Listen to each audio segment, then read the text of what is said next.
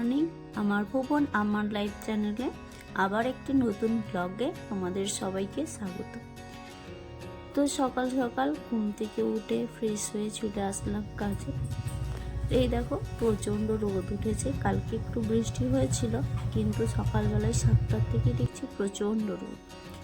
তারপর ছেলেকে ঘুম থেকে তুলে খাইয়ে ওকে পড়াতে বসালাম, ওকে আবার রেডি করে টিউশন পাঠাবো, তারপর কাজ শুরু করবো।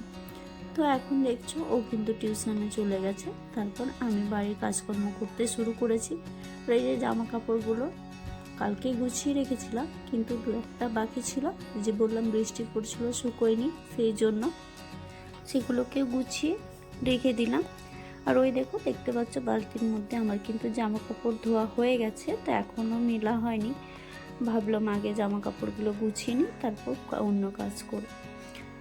তো তারপর জামা কাপড় মেলে চলে আসলাম এই যে টুকিটাকি কাজগুলো থাকে সেইগুলো করার জন্য। আর এই দেখো বক্সের ভিতরে কিন্তু প্রচুর জিনিস আছে, তাই ভারীও আমি খুব একটা ভালোভাবে সরাতে পারি না, তো একটু হালকা করে সরিয়ে ভাবলাম ভেতরের দিকটা পরিষ্কার করে নিই। অনেকটাই ধুলো পড়েছিল, এই যে ঝাড় দেওয়ার সময় যে ধুলোগুলো ঝাঁটার ডগার থেকে ভেতরে চলে যায় সেই জন্য। তারপর চলে আসলাম বিছানাটা গোছানোর জন্য। প্রতিটা মেয়ের কিন্তু একটা সাজানো গোছানো সংসারের স্বপ্ন থাকে, কারো কপালে সেটা আগের থেকেই পেয়ে যায়, বিয়ের আগের থেকে।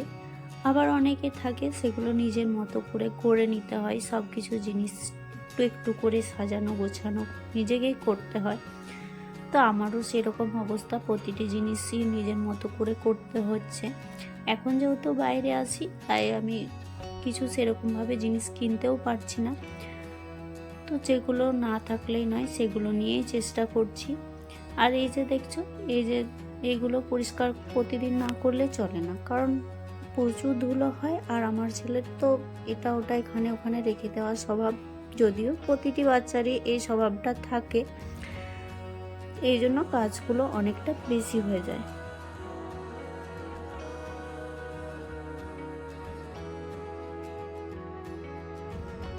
আর একটা গোছানো সংসারের পেছনে কিন্তু অনেকটা বুদ্ধি আর অনেকটা পরিশ্রমও লাগে, কারণ আমার নিজেরই এক একদিন মনে হয় সব কাজ আমি করে উঠতে পারবো না, আবার এক একদিন মনে হয় ফুল এনার্জি নিয়ে কাজ করতে থাকি।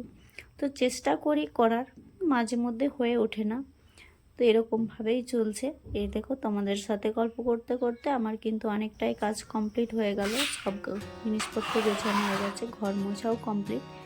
তারপর চলে আসলাম রান্না করতে। আর আজ অনেকটা লেট হয়ে গেছে, এখন 11টা মতো বাজে। আর এখন মাছ নিয়ে আসলো, অনেক দিন পর মাছ নিয়ে আসলো। তো এই মাছগুলোকে ভাজতেও অনেকটা টাইম চলে যাবে, তারপর 12টার মধ্যে রান্না কমপ্লিট করতে হবে, কারণ হাজব্যান্ডের ডিউটি আছে, খেয়ে ডিউটি যাবে। আগে রান্নাটা সেরে নিলেও হতো, কিন্তু আমার ঘর একটু অগোছালো থাকতে ভালো লাগে না, আগে মনে হয় ঘরের কাজটা করি তারপর অন্য কিছু করব।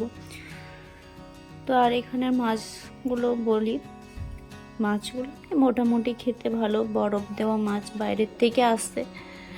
আর বাজার সব দিন যাওয়া হয় না, এই জন্য মাছ পায় না, অনেকটা দূরেই যেতে হয়, যেহেতু ওর ডিউটি থাকে টাইম নেই। আর আমি যে যাব বাচ্চা নিয়ে, ও টিউশন যায়, আর অনেক কাজও থাকে সকালবেলায়, তো আমারও সময় হয়ে ওঠে না, সেই জন্য অনেক দিন পরপরই হয়, যেদিন সময় পাই সেদিনই হয় নিয়ে আসে। তাড়াতাড়ি কীভাবে রান্নাটা করছি সেটা হলো, দুটো চুলো দেখছো গ্যাসে দুটোই চলছে, তার সাথে ইন্ডাকশানও চলছে, তিনটেতে আমি রান্না করছি। সেদিকে রান্না করতে করতে আমি যে মিক্সিটা ব্যবহার করেছিলাম, তো সেটাকেও আমি পরিষ্কার করে মুছে রেখে দিলাম। আমি কিন্তু এরকমভাবে মুছে রাখি। আর এটার জন্য বলেছিলাম আগে, হয়তো একটা এক্সট্রা কভার বানিয়েছি যাতে ধুলো না পড়ে, সেই জন্য তো পরিষ্কার করে এটাকে আমি ভালোভাবে ঢেকে রেখে দিই।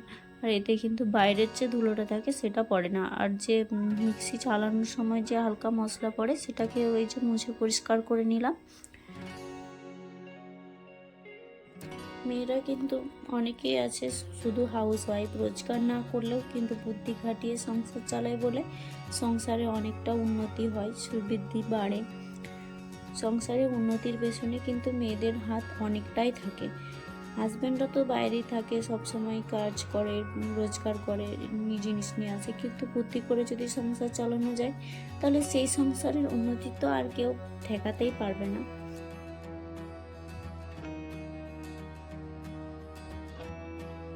আর এদিকে তোমাদের সাথে কথা বলতে বলতে প্রায় কমপ্লিট রান্না, শুধু মাছের ঝোলটাই বাকি আছে। এটা পাতলা ঝোল করব, কারণ আমার ছেলের মাছের পাতলা ঝোলটাই বেশি পছন্দ করে।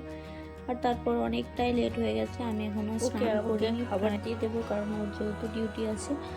তারপর আমি কিন্তু স্নান করতে ঢুকবো, আর এর মধ্যে কিন্তু আমার ছেলেও এসে পড়বে, তো ওকে একটু গ্লুকন্ডির জল করে দেবো, তারপর আমি স্নান করতে যাব। এদিকে দেখো, এদিকে আমার সব কিছু পরিষ্কার করা হয়ে গেছে, তো এরপর স্নান করব।